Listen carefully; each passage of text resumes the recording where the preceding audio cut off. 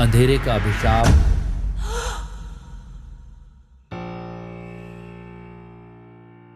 प्रस्तावना। यह कहानी एक छोटे से कस्बे की है जहां एक प्राचीन मंदिर के पास एक भयानक घटना घटी।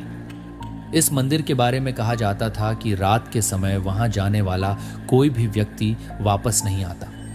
गांव वालों का मानना था कि मंदिर के पास एक खतरनाक आत्मा का वास है जो अंधेरे में शिकार करती है। दृश्य की स्थापना कस्बे का नाम था रुद्रपुर। इस कस्बे के किनारे पर स्थित था एक प्राचीन मंदिर जो अब जर्जर हो चुका था। मंदिर के चारों ओर घना जंगल था जहां जाने की हिम्मत कोई नहीं करता था। दिन में भी यह जगह भयानक लगती थी और रात होते ही यहाँ का माहौल और भी डरावना हो जाता था। गांव के लोगों ने कई कहानियां सुनाई थीं कि कैसे लोगों ने मंदिर के पास अजीब आवाजें सुनी और भूत प्रेत देखे। भय का आरंभ गांव में कुछ युवा लड़कों ने इस मंदिर की सच्चाई जानने की ठानी। उन लड़कों में प्रमुख थे आर्यन, विनय और सुमित। उन्होंने निर्णय किया कि वे एक रात मंदिर में जाकर वहां के रहस्य को जानेंगे। रात का समय चुनकर वे तीनों मंदिर के पास पहुंचे। जैसे ही वे जंगल में प्रवेश किए उन्हें एक अजीब सी ठंड महसूस हुई और पेड़ों की शाखाएं हवा में झूलती हुई दिखी, जैसे कि कोई अदृश्य शक्ति उन्हें हिला रही हो। पहला सामना। जैसे ही वे मंदिर के पास पहुंचे, आर्यन को एक पुरानी सी मूर्ति दिखाई दी। मूर्ति के पास जाने पर उन्हें अंदर से रोशनी दिखाई दी। वे मूर्ति के पास गए और देखा कि वहां एक बूढ़ी औरत बैठी हुई थी। उसकी आंखें लाल और चेहरे पर भयानक झुर्रियां थीं। उसने लड़कों को देखकर एक अजीब सी हंसी हंसी और कहा, तुम लोग यहाँ क्यों आए हो? यहाँ से वापस चले जाओ, नहीं तो तुम्हारा भी वही हाल होगा जो पहले लोगों का हुआ। भूतिया घटनाएं। लड़कों ने उसकी चेतावनी को अनदेखा किया और मंदिर में और आगे बढ़ने का निर्णय लिया। जैसे ही वे और अंदर गए, अजीब घटनाएं शुरू हो गई। उन्हें पेड़ों के पीछे से आवाजें सुनाई देने लगीं और अचानक से हवा में ठंडक बढ़ गई। सुमित ने देखा कि उसके पीछे एक साया चल रहा। उसने जब पलट कर देखा तो वहां कोई नहीं था। विनय को लगा कि किसी ने उसके कंधे पर हाथ रखा, लेकिन वहां कोई नहीं था। मंदिर का रहस्य। तीनों दोस्त अब डर के मारे कांप रहे थे, लेकिन उन्होंने हिम्मत नहीं हारी। वे मंदिर के और अंदर गए तो उन्हें एक बहुत बड़ा पत्थर मिला जिसके चारों ओर लाल रंग का धागा बंधा हुआ था। धागे के पास एक और पत्थर रखा हुआ था जिस पर कुछ अजीब चिन्ह बने हुए थे। आर्यन ने जब उन चिन्हों को छुआ तो अचानक से चारों ओर धुंध छा गई और उन्हें एक डरावनी आवाज सुनाई दी, तुमने यहाँ आकर बड़ी गलती की है, अब तुम्हें इसकी कीमत चुकानी पड़ेगी। अतीत की कहानी। तीनों दोस्तों को अचानक से अतीत की एक झलक दिखाई दी। उन्होंने देखा कि बहुत साल पहले इस मंदिर में एक संत का निवास था। उस संत का नाम था महंत भैरव, जिसने अपनी साधना के दौरान कुछ गलत शक्तियों को प्राप्त किया था।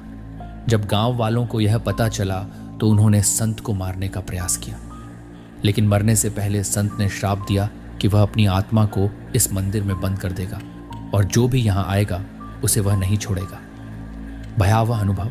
लड़कों ने जैसे ही यह दृश्य देखा वे समझ गए कि यह मंदिर क्यों इतना खतरनाक है। वे वहां से भागने लगे, लेकिन मंदिर ने उन्हें घेर लिया। अचानक से विनय गायब हो गया और आर्यन और सुमित को उसकी चीखें सुनाई दी। वे दोनों डर के मारे दौड़ने लगे, लेकिन रास्ता नहीं मिला। अंतिम संघर्ष। आर्यन और सुमित अब पूरी तरह से घबराए हुए थे। उन्होंने देखा कि महंत भैरव की आत्मा उनके सामने आ गई है। उसकी आंखें आग जैसी जल रही थीं और उसके हाथों में खून लगा हुआ था। उसने दोनों को पकड़ लिया और कहा, तुम लोग अब यहाँ से नहीं जा सकते, तुम्हें भी मरना होगा। भागने की कोशिश। आर्यन और सुमित ने महंत भैरव की पकड़ से छूटने की कोशिश की। वे इधर उधर दौड़ने लगे, लेकिन मंदिर में जैसे कोई रास्ता नहीं बचा था। हर दिशा में वही पत्थर और वही घना अंधेरा। भैरव की हंसी उनके कानों में गूंज रही थी। तभी अचानक आर्यन को एक चमकता हुआ पत्थर दिखाई दिया। उसे लगा कि शायद ये पत्थर उन्हें बचा सकता है। प्राचीन तंत्र। आर्यन ने उस पत्थर को उठाया और जोर से भैरव की ओर फेंका। पत्थर भैरव को छूते ही एक भयानक चीख निकली और एक जोरदार विस्फोट हुआ। विस्फोट की रोशनी से पूरा मंदिर जगमगाने लगा। जब रोशनी कम हुई तो आर्यन और सुमित ने देखा कि भैरव गायब हो चुका था, लेकिन विनय का कहीं पता नहीं था। विनय का अंत आर्यन और सुमित ने विनय को ढूंढने की बहुत कोशिश की, लेकिन उसका कोई सुराग नहीं मिला। वे दोनों समझ गए कि विनय अब कभी वापस नहीं आ सकेगा। वे दोनों वापस गांव की ओर चल दिए। गांव पहुंचकर उन्होंने वहां के लोगों को सारी घटना बताई। भैरव का श्राप गांव के बड़े बुजुर्गों ने सुना तो उन्हें यकीन हो गया कि भैरव का श्राप आज भी मंदिर में है। उन्होंने फैसला किया कि अब कोई भी उस मंदिर में नहीं जाएगा। गांव वालों ने मिलकर मंदिर के प्रवेश द्वार पर एक बड़ा ताला लगा दिया और वहां जाने पर सख्त मनाही कर दी। रक्तिम छाया कहानी यहीं समाप्त होती है, लेकिन भैरव की छाया आज भी उस मंदिर में घूमती है और इंतजार करती है कि कोई और उसकी दुनिया में कदम रखे।